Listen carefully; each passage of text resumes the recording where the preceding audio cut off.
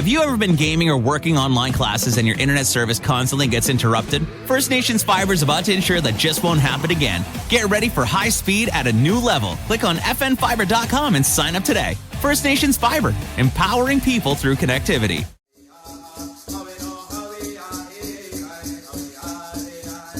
All right, Segwego, and welcome to the Kwakaratón podcast, which is a Kahnawake tourism podcast. And this month we are talking about food sovereignty. We're sitting here with Bronwyn Johns from Kahnawake Tourism, and I'll let her introduce our other guests and get things started. Segu, Gawanahoe Yojets. I'm Bronwyn Gawanahoe Johns. I'm from the Snipe clan from the Kanien'kehá:ka Nation. I am a daughter, an auntie, a mother, a grandmother, and I love sharing my community's stories through Kahnawake Tourism. Today, we'd like to welcome you to the podcast, and we have two amazing women in our studio today. And we'll be talking about a very exciting topic that concerns everyone because we all love to eat, we all need to eat, but what exactly are we eating and where is it coming from? We're truly blessed to have so many people that are starting to see the value of their relationship with the land and the food that she provides us that was directly affected by colonization of Turtle Island. We'll be talking about the hot topic of food sovereignty with Brooke Rice today, who is of the Snipe clan, born and raised in Kahnawake. On top of being an amazing woman in our community, she is also the co-founder of Tagaños, It Grows, a grassroots initiative, birthed to rekindle our connection to self and others through Haudenosaunee land-based learning and food sovereignty. We also have Karen Wusundiosta Murray of the Turtle Clan from Kanesatake, and she is the founder of Gardens of Hope, and it was created with the intent of feeding as many families from Kanesatake with fresh, organically grown produce at no cost. So ladies, we're here to talk about the amazing work that you both are doing in both communities. Could you introduce yourselves and tell us a little about your dreams and how you came to be on the path of returning to the land? Sure, Nyawa, for that awesome introduction. I too take my auntie role very seriously and my daughter role, granddaughter role, cousin, relative, friend. And yeah, I'm co-founder of Tagaños, and it really was birthed. I say co-founder because the other founders was a group of women that were gathering during the pandemic. We would talk about the food shortage in the grocery stores, and they also would be nostalgic about how their grandparents used to can food or have canning parties, the amount of food they would store. And it just felt like a distant memory for them. And then it kind of ignited this fire. Like, yeah, we eat so much. Like, we eat 3 times a day. It's at celebratory events, at birth, at death, unions of love. But we don't really put the time and energy into our food. And then there's even like the emotional component where we're just binging and overeating, and just, it really like ignited something inside of me. So it just really grew from there. And it's fitting that it's called Tagaños, which means it grows, because it's really adding to our bundle, our knowledge bundle. We're building relations to each other through the community, through food. We're learning different hands-on land-based learning. So it really came from that during the pandemic. And during my studies at Concordia, there was a grant that came out through SHIFT, and it was a Social Innovative Justice Fund. So I applied for it, and we were the successful recipients. And now we've been operating since 2022, and it's just been amazing. Awesome. So we're always really lucky to be able to have Brooke join us for our past events in the past few years, to be able to share that knowledge and to bring to the community her connections that she has and different techniques that she has learned along her journey. So we're very grateful for that. And now we have the wonderful Karen. Well, Segwego. My name is Karen Murray. I'm from Kanesatake, born and raised. My relationship to the land was almost non-existent, even though where I lived was 99 acres of land. I lived in a materialistic world. I had 8 children, but it was always about all like what we could get, what we could do. I went through a 12-year ordeal with drugs, and near the end of it, at one point, I had enough of seeing my kids being indoors. I was like, we got to get outside. We got to do something different. So I cut off TV, internet, threw them outside. But then, there's not a whole lot to do out there. So I got them walkie-talkies, and I told them, go explore the land. Then I decided I'm going to make a little garden for them, seeing as my great-grandfather had been, a cultivator. So I fell in love with it. And within a year, I was in school. And by that time, I cleaned myself up. I've been through the death of my spouse, raise these kids all by myself, and it was a really tough time. And it was really by getting my hands in the dirt and just that connection with the land that just kind of like sparked so much like inspiration and hope inside of me that I didn't have before that. And when I finished school, I had a job waiting for me in Ganassadage at the Economic Development Center that we have. And they're like, okay, well, you're going to be an eco-agriculture expert. And I'm like, oh, okay, right? What is eco-agriculture? And then the pandemic hit, and we had to do the first garden, and we did it on my land. And that summer, I had 7 students that were working with me. And then there was something that just kind of like sparked even more. Like, I want to lead people back to those roots. What healed me is going to be able to heal somebody else as well. I was just like mesmerized with just doing this. So after the year pandemic, we were feeding 125 households twice a week at peak harvest on a $5,000 budget that we started with. We were able to just like get the plants from people. Some people gave seeds. We worked the land with like just hand tools. Let me tell you something, never had so much abs.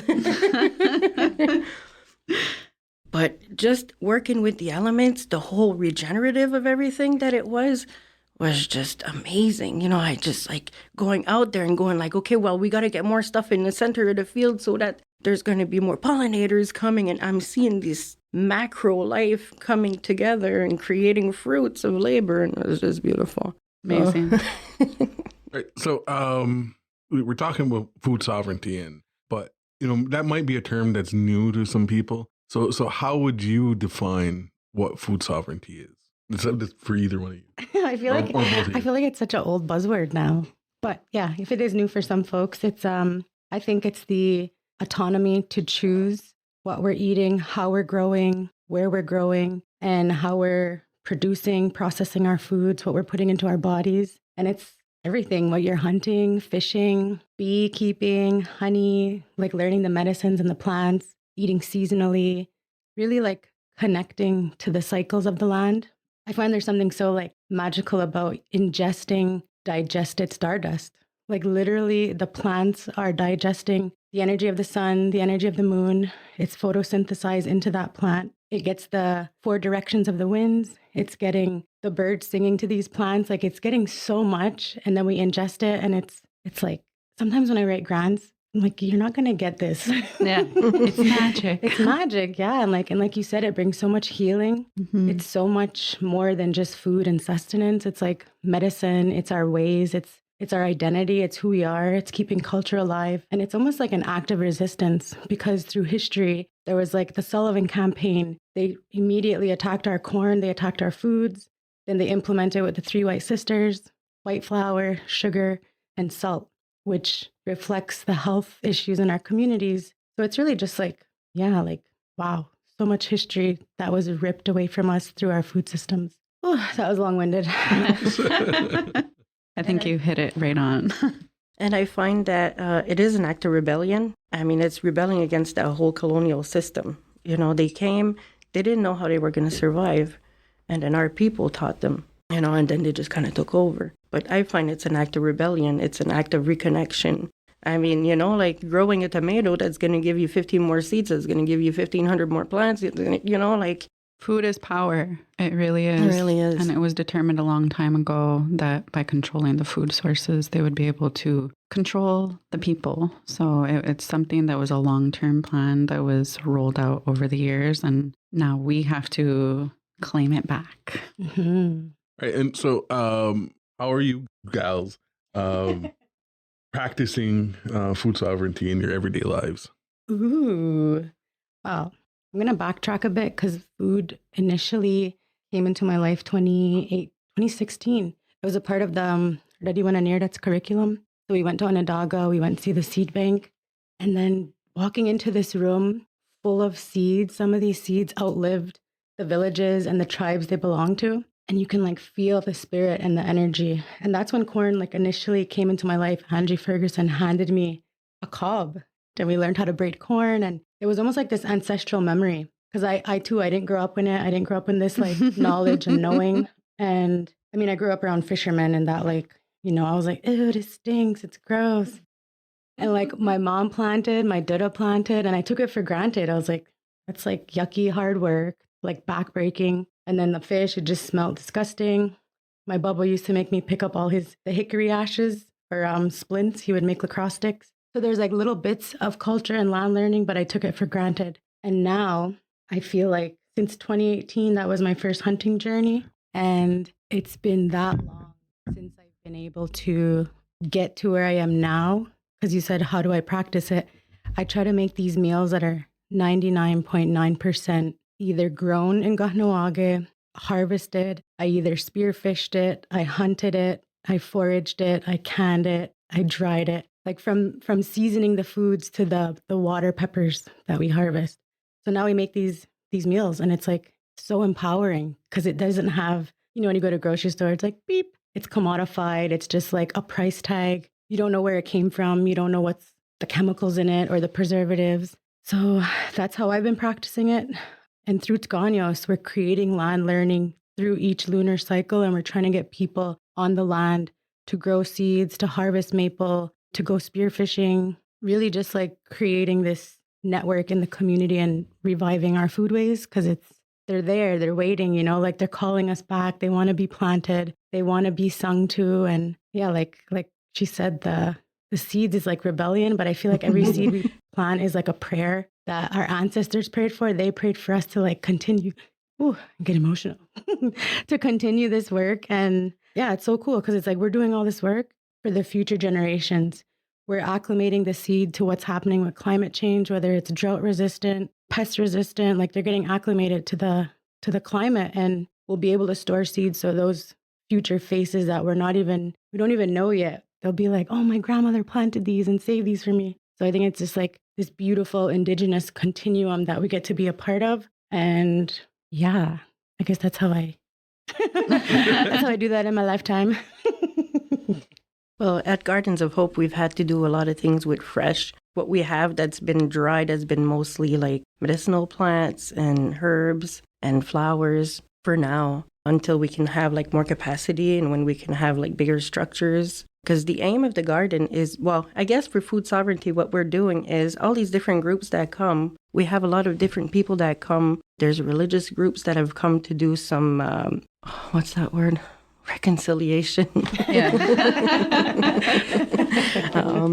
They come for reconciliation, and they come and they work hard, because the thing at the garden is I want to give it to the community. I don't want to take anything from the community. I just want to give back and just show that through that it can grow so much more, you know? So we're starting small, but I guess the interactions that we have and what we're teaching them, sometimes we have students also that come from schools. Some are autistic, some have some slight delays, and they come and they understand it, they get it. They get it from like what we're teaching them from the seed, and then see the plant, and then you see the plant because they come back throughout the season, right? And then they see that cycle happening, like, hey, okay, all right. So it's not just a yucky seed that we need to like put away and like, let's get some seedless grapes or whatever, like the connection is being made. So in the education, there's a whole lot to bring also. So for now, that's what the garden is mostly doing. In my own personal life, like I have hunters, I have fishermen, I have things like that, so the family and I have some produce and some meats and fish. Yeah. I'm so nervous. I know it's hard to like blurt it all out. And One comment that I did hear about people that maybe don't have the land to be working on the land. But one way of thinking is when you do have to go to the grocery store, of walking with your ancestors down those aisles, a lot of times I avoid the whole middle section of the grocery store because it's all the processed stuff. So just making that conscientious choice to be choosing non-processed foods and as more natural as you can. My son brought up an interesting thing the other day, that tea bags contain so much plastic. So you're ingesting plastic every time that you drink that tea, that you're thinking you're making a good, healthy decision. So if we're going back and making our own teas rather than buying them in the store, that's one thing that you're cutting out of that plastic consumption in your body. So it's just small steps that maybe we don't have the resources yet, and some people that are living in apartment buildings to have their own garden, but having a small little garden box. So it's just all small things that we can try, and those baby steps to get us on the right track altogether. You can grow. You can definitely grow. You don't need to have a lot of space. That's one of the curriculums I want to build, is just like how to do, like, they call them victory gardens, just a little garden at your own place. Whatever, whatever kind of lot you have, whether you have a whole field or just a little, who needs the grass? Right. Exactly. OMC, the grass. The grass is a bourgeois concept. Like you are rich, you have money, you have the means to create a beautiful, cultured, manicured lawn. But really, we should be growing pollinators, herbs, our medicines. Exactly. Holly McCumber's yard. Goals. Oh, I love her yard. Full of flowers and like edible. Even Elaine, like you can walk through there and just eat a whole salad. Just walking in the yard. Oh, that's what I love to do. Edible landscaping. And that's one thing that, talking about building curriculums, kids need to be outside. We're seeing that in schools, a lot of our kids are being diagnosed with different learning type of difficulties. But once you get them on the land, you truly see that child for that individual and for what gifts they have, because not necessarily everybody is going to be the mathematician or is going to be doing these things in the classroom, but connect them to the land and you see a whole other side of that child. So I think that's something that we really need to decolonize in our education system. My older son went to Gardiwa Nordu and they worked outside on the land all the time. And it was the biggest gift I could give to him. So I think that we have to really take that into our own and apply it in the whole community. So what types of programs do you like to see funded or more supported in our communities with regards to food sovereignty? Well, I know one thing that I'd like is, in Ganessadoga and Ganawaga as well, is seeing some sort of like, with the curriculum built, like some sort of money being put aside so that if people want to start growing a garden at their own house, like we also have the whole buy thing going on. So I got my tractor, I'll come and plow you, and then we'll come and help you grow. Like some sort of a program like that where people are actually helping each other. Because there's 1, 2, 3, 4. I think we have 5 farms in Ganessadoga. So in between us, we should be able to do a few things. Some are a little bit smaller scale. Valerie's got a bigger one, but it can definitely, like put something together to encourage people to want to grow, have some literature out there. We go speak in the schools. We go, we go sensitize people to, what growing a plant is, how our needs are similar to a plant. All the illegal elements that there are in plants, we have them too, the zinc, the magnesium, all of these things. And creating the connection together. So I guess some more education on my part and maybe some help to be able to set something up for people to have their own, at least to begin, once you get into it, somebody in your family is going to get into it. Somebody's going to get their hands in the dirt, and it's usually the person that doesn't want to get their hands in the dirt that goes like, oh yeah, that's where my hands actually belong. So there's definitely a lot of education to do. Funding. Okay. The big one. I envision a huge community agricultural center that houses a seed bank. It houses a cannery, beautiful greenhouse, big collective kitchen where we have like top-notch industrial material, industrial kitchen. Because some people can grow, they have gardens, but it's like, how do I make this squash? How do I cook corn soup? How do I make cornbread? Like we can come together and start a cooking group, cooking classes, how to process. Just Tuesday, we did a corn washing class. And then the week before, we did applesauce canning and chaga elderberry syrup. And in the reviews, it was like, this is the best. It was so healing and grounding. I wish we had a bigger space. Every single person was like, I wish we had a collective kitchen, a bigger space. So like, I know it's going to happen. It just takes time. And I think we should have had this like 10 years ago, because you can go to any community across Haudenosaunee Confederacy. They have an agricultural food production, whether it's a buffalo farm, a maple operation, storefront food market, like locally harvested Orchards. Yeah, everything. And I think that like we're the keepers of the Eastern Door. How are we providing food for our people, our community, our family? I think we're too close to the city and the metropolitan area that it's just easy to depend on IGA or like Metro, Chateauguay. And what really was funny, I don't know, I was flying somewhere and they put beans on, and in the movie they show different scenes from the Oka crisis, like live footage, interviews, and one of them, it just like grinded my gears. It was this live footage of a man saying, it's not our fault they can't feed themselves, because the whole community was like blocked off. We couldn't go into Chateauguay, we couldn't go into Dalson. Everything was blocked off to us. So that really like struck a chord with me. And I feel like my whole days on earth in this physical form, I will push food. I will push our traditional foodways. I will keep planting. And even at like the community garden, it's not designated. Dio and his girlfriend Raven, they were planting there before. They did a beautiful field of corn and beans, I think strawberries. And I reached out to them and asked if they minded if we continued to work there. And it was all good. So we kept growing. So I feel like if we grow there together or even do like garden beds at the bike path, just to make it visual so people can see it. Because if it's too far, people aren't going to want to go. Because there used to be garden beds along the bike path. Yeah. In the mid 90s. Yeah. Mm-hmm. Yeah. I remember that. When I would go on my rollerblades, I'd see it. It was doing well for a few years, and then the people who were kind of driving it or who were the ones that participating in it, they kind of got tired, and you know, it's a lot of work. Yeah, and then that and when the initiatives like that, if there's nobody coming up behind you that's doing that, right, that's interested in it, it makes it that much harder for it to be sustainable. And that kind of leads me into our next question is, how do we get families and people involved in these types of initiatives, and really how do we get people to like care about, you know, and think that this is important, right? And because it is important, and you know during 1990, and you know, we were talking just the scenes from the movie, but you know, this was a reality where, you know, there wasn't a lot of food in the community, and you know, stores were bare and waiting for Red Cross to get the army to let food into the community.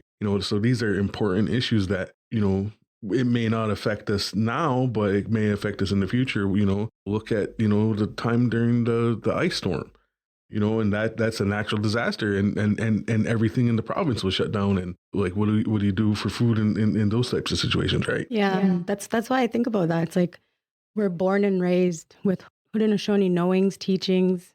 Our kids learn Ohanda Guriwa Dekwa at like this small. And everything is honoring the land, the fruits, the berries, the bees. Like it's all about food. Like Jun Hekwa, it sustains us. So without food, we're not sustained. We're not going to live. So I guess it's just like educating in a good way, that there's no shame. We're all on a learning journey. And I think we have to unlearn things just to go back into our food ways. It's been a question I've been wondering so many times, because sometimes I'm dying in the garden, like sweating and dirty and doing great videos too. She looks fabulous.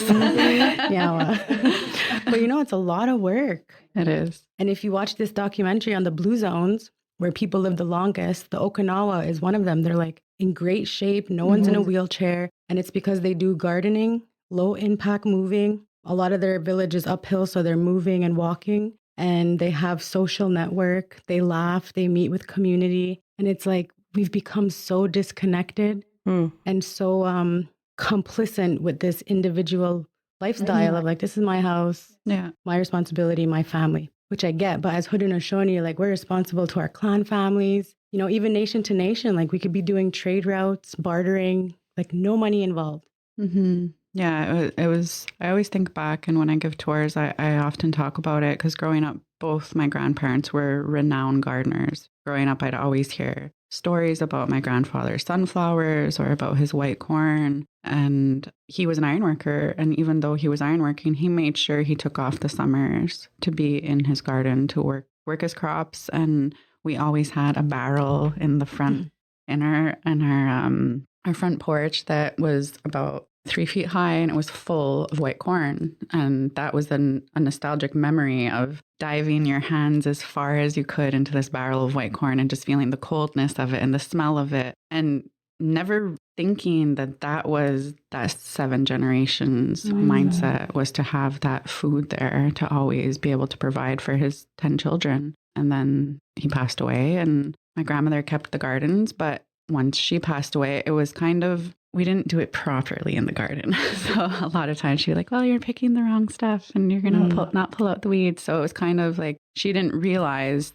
the gift that she could have passed on to us, thinking that it was, well, they'll just go and play. But that's something that I know my mom still values spending that time in the garden, and it's medicine. So it's something that it was lost not that long ago. So it's easier to get it back. Like Tom Porter says, it's not a lot of dust to dust off. So we'll get there. Well, my grandchildren are always in the garden with me. When they were a little bit smaller, it was a bit harder. They're stepping over the strawberry patch. It's okay. It's okay. I want them to love it. I think that it's something that we transmit through our own love. Like I was saying a while ago, Brooke's got these videos up. Sometimes she's in there and like hairs are flying and it doesn't matter. You see her passion. And sometimes I'd see that sitting in the shade in the middle of the summer going like, all right, girl, let's go. Get back up, So I think that it's something that's going to catch on.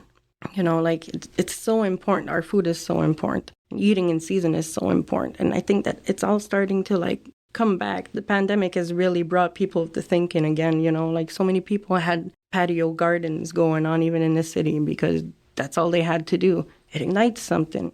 I know that the people out there want to come. They're rushing to come to the garden to come and help. And they're coming mostly from the city, from like harder situations. I have a group of people that come where they live on the streets. And then they're like, let me pitch my tent back there, like I'll come and take care of stuff for you. And it rekindles them. I think that it's a one by one, like it's really like one person at a time. I can sit here and talk to you about like the most beautiful day I had in a garden and you're going to want to be there, The idea sells itself. Mm-hmm. I'm raising my grandchildren in that garden, like I said, because I want them to have the mindset right away that I didn't have. Because who knows what they're going to be able to do with that garden.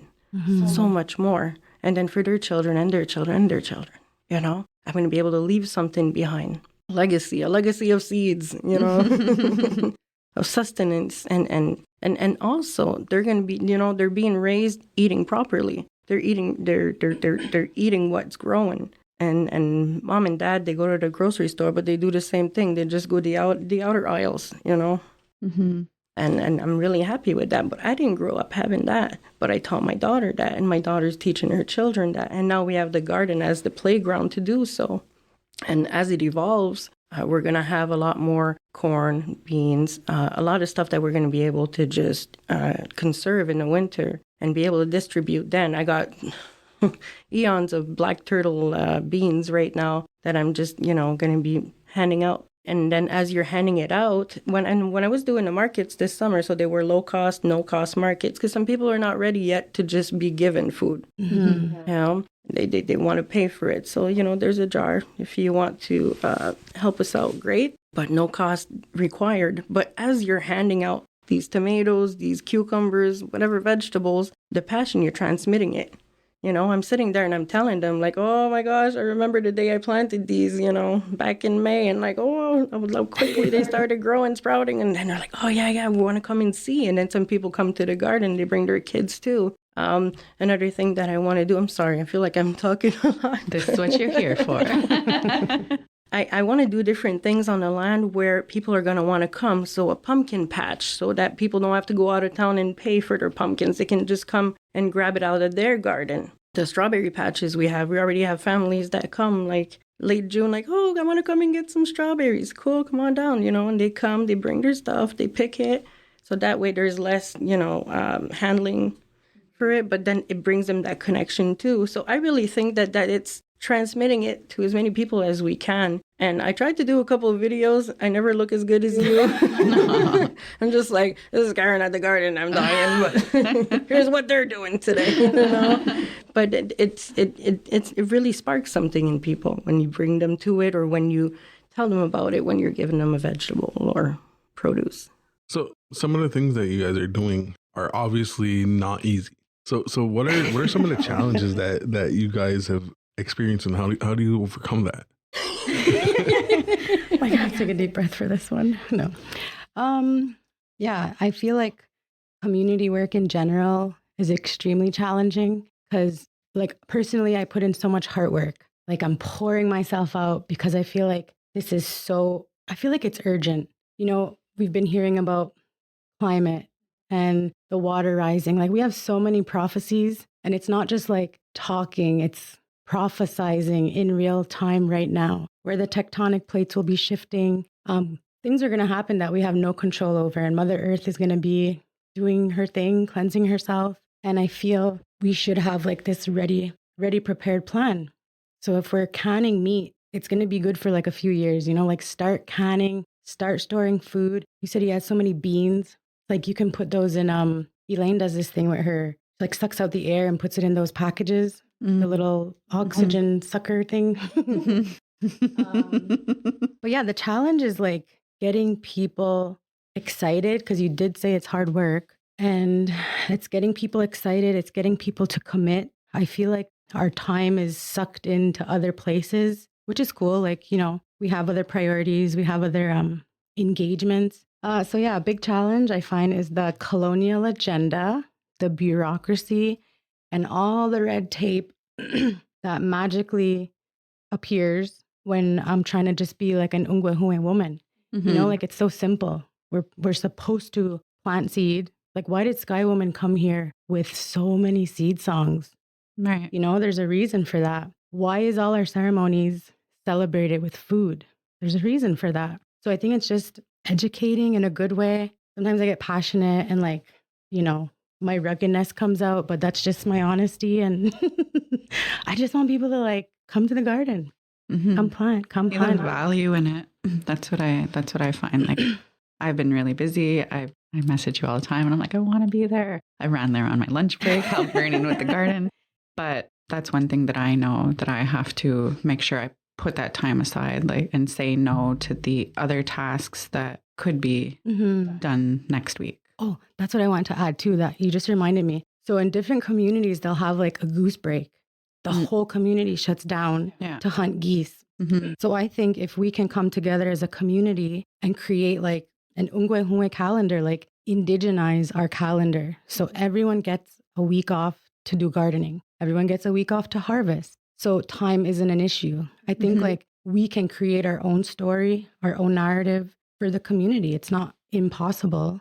Oh, I totally think it's possible because we can host a lot of catered lunches for random stuff where people could have that time off to go and work in the gardens. So yeah, I just get like annoyed of, oh, you can't just plant here, or oh, you can't just do that. And I ask community, I sit in a lot of tables. I read this book called Clanology, and they said Snipe Clan people are busybodies. We're a bit moody, but we have good attitude, but we're also like into everything.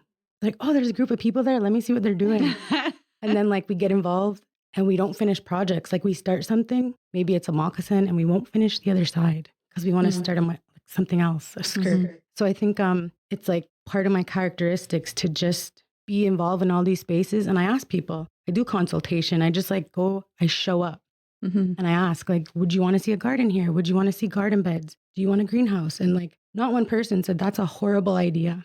So I think, yeah, the challenge is like, I feel like our oppressors oppress us. Like this band council system, I feel it's very stagnant. It's complacent. The whole system is designed to be into meetings and to talk to other people and other band people in different nations and communities, but we never get anything done. There's in no action. Our community. Action. Yes. Yeah. Well, I was in the community education meeting last week, and they asked the whole group of parents that were there, does anybody have any questions? We have a new leadership. Fallon Jacobs took over after 35 years of Robin Delarond in the position. So nobody asked a question. So I put my hand up and I said, well, what are we doing in KSS? We lost a very valuable person, Rainbow Jacobs, that was running the land-based program there. And what are we doing to fill that spot? That we're saying we're a traditional school, but where's that programming happening? So there was kind of, well, do you know anybody? So I was like, I know a lot of people I can refer you to. So my dream is to see more action on the education center's part to get those awesome people like Brooke or like Karen in these schools to be able to connect with the kids and get that fire started at a young age. All right. I think we're nearing the end. If there's anything else you guys want to add, and before we say goodbye, but we'll leave it at that. I have a quote here from how would you say that? Okay. Alfred, who has pointed out something. He wrote, It is the use and occupation of lands within traditional territories, economic uses, reestablishing residences, seasonal, cycle, ceremonial use, and occupancy by families and larger clan groups that will allow First Nations to rebuild their communities and reorient their cultures. People must reconnect with the terrain and geography of their Indigenous heritage if they are to comprehend the teachings and values of their ancestors, if they are to draw strength and sustenance that is independent of colonial power and which is regenerative of an authentic, autonomous, and Indigenous existence. And I was like, that just covers the whole sovereignty of it. Yeah.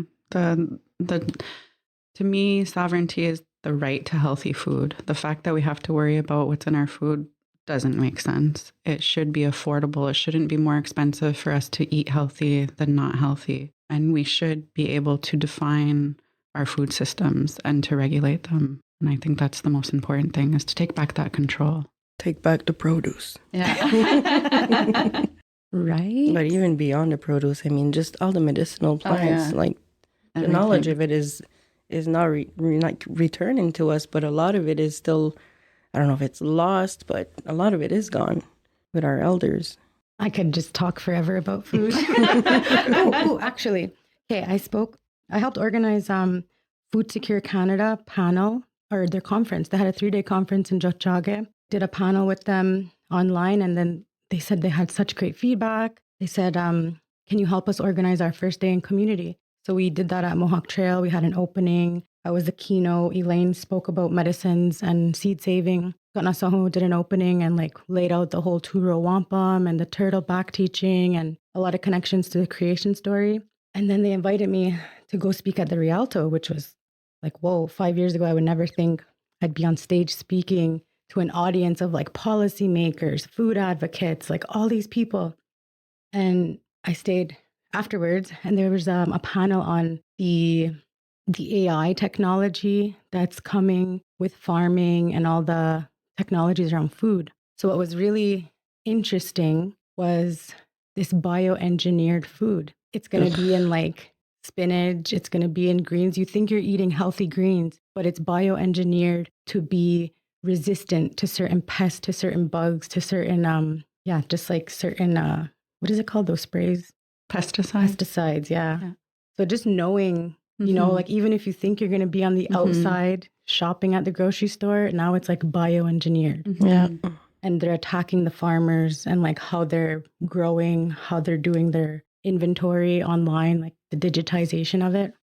Wild. Can you imagine the impact it's going to have in like 20, 30 years of people eating those bioengineered foods? Well, Elon Musk already made a robot. So like I Am Legend. It's not too far in the distance. Let me see. I have some nice thing written here. As we work to reclaim our food sovereignty, it's essential that we also advocate for the rights of Ungwehuen people in food policy. Food security is not just about access to food. It's about the right to control our food systems, to make decisions about how we grow, what we grow, and who benefits from it. It requires a shift in policy, a move away from the colonial system that has historically excluded us from decision-making, and towards a future where Ungwehuen knowledges and practices are recognized and respected. Food sovereignty is closely tied to land rights. By securing our own land, we secure our food systems.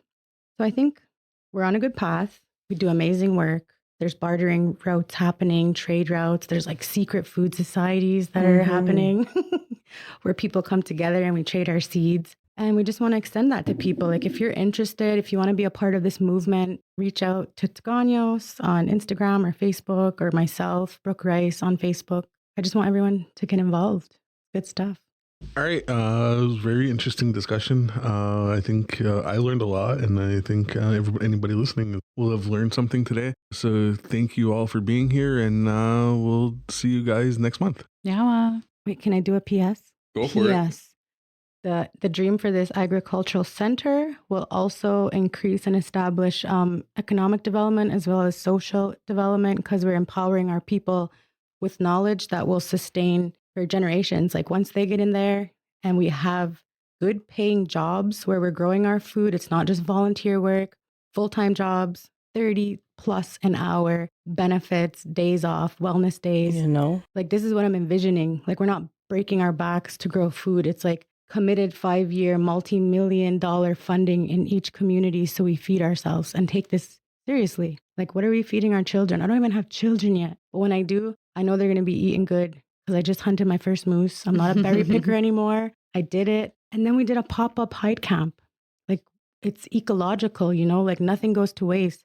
We're taking an animal and we're utilizing everything in honor and respect to that animal. So that skin's going to be a nice moose hide. The legs become bones. The brain becomes like the solution to tan it. It's really like looking in the mirror and asking yourself, how am I being a good Ungwehue and what am I leaving for the future generations? Ganito. Yeah, well. The views and opinions of the guests expressed in this podcast do not reflect those of Redeewase and its employees.